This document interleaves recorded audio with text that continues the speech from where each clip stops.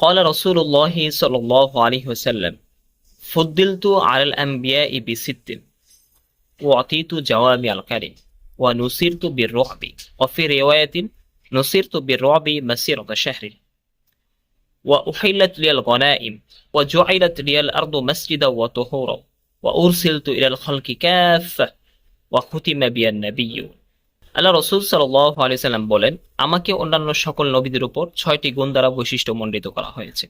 এর মধ্যে একটি হচ্ছে ওয়াতিতু জাওয়ামিয়াল কালিম, আমাকে জাওয়ামিয়াল কালিম দান করা হয়েছে। অর্থাৎ আল্লাহ রসুল সাল্লাল্লাহু আলাইহি সাল্লাম এক কথায় মহাসমুদ্রকে ভরে দিতে পারতেন, যেটার ব্যাখ্যা বিশ্লেষণ পৃষ্ঠার পর পৃষ্ঠা করেও শেষ করা যেত না।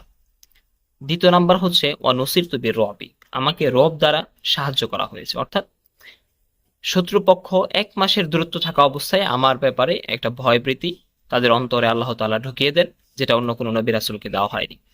তৃতীয় হচ্ছে ওয়া উহাইলাত লিয়াল গনাইম, গনিমতের মাল আমার জন্য এবং আমার উম্মতের জন্য হালাল করা হয়েছে। 4 নাম্বার হচ্ছে ওয়া জুআইলাত লিয়াল আরদু মাসজিদা ওয়া তাহুরা, অন্যান্য সকল নবী রাসূলদেরকে শুধুমাত্র মসজিদে নামাজ পড়তে হতো, কিন্তু আমার এবং আমার উম্মতের জন্য সকল ভূমি তথা পৃথিবীকেই মসজিদ বানিয়ে দেওয়া হয়েছে এবং মাটিকে পবিত্রকারী হিসেবে ঘোষণা করা হয়েছে, যেটা অন্যান্য নবী রাসূল এবং তার উম্মতদের জন্য ছিল না।